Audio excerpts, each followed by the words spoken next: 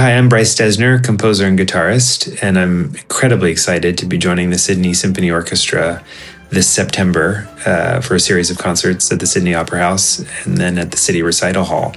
And it's a wonderful opportunity for me to come down to the country that I love, Australia, and visit Sydney and Melbourne and perform with the orchestra. It's wonderful to be able to present pieces of different scale. So a couple of large orchestral works and then some more chamber works across the 2 weeks that I'll be there. It's really an interesting experience for me to have that kind of conversation with the musicians. I'm just finishing a major residency with the Czech Philharmonic in Prague this year, and the piece began there. Semyon Bishkov is the conductor there, asked me to write a piece for them. I was invited to be their first composer in residence ever, which I don't know that's a thing. Maybe they just didn't think of it before, but it's quite an honor, obviously. So in 130 years, I was the first, and the centerpiece of that residency, which included several performances, was Trembling Earth, which was wonderful to invite Sydney Symphony to be, when they asked me to work on a project, I thought, oh, well, this would be great to do the piece in Prague and then bring it to Sydney. So that's what happened. And specifically Anastasia Kobekina, who is a young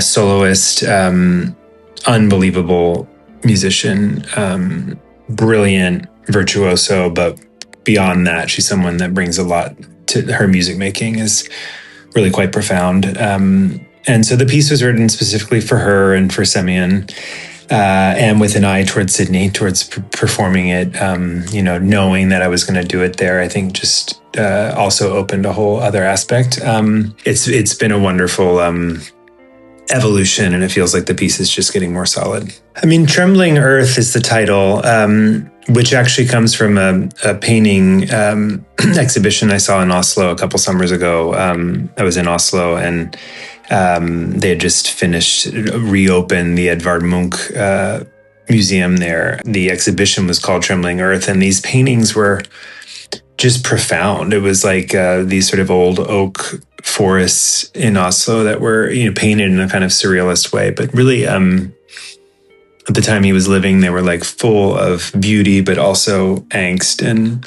kind of poetic imagery. And I didn't necessarily want to write a political work, but obviously I'm influenced by the times we're in. And so the piece itself has a sense of nature. In a way, it has a kind of pastoral or landscape feeling about it.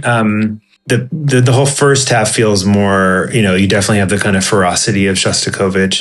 The back half of the concerto has more rhythmic energy, which people might associate more with some music of mine they would know. That has a bit more of kind of like intense rhythmic playing. St. Caroline by the Sea is an older orchestral work of mine that involves two electric guitars functioning more, I would say, like the harps do in the orchestra. It's not a concerto per se. There's like a wave form in St. Caroline by the Sea. It's played by the cellos and kind of like the second movement of the piece. It's just a regular, sense of glissandi in the cellos pattern. It's in 5. The whole piece is in 5/4, which tends to drive orchestras crazy, but it is interesting to listen to.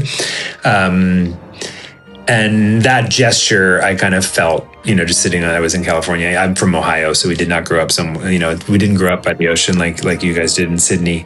But it is appropriate to play the piece in Sydney, I think. I think that a lot of Australian classical music that I've heard has a wonderful sense of landscape and the incredible vastness of this country and the beauty of it.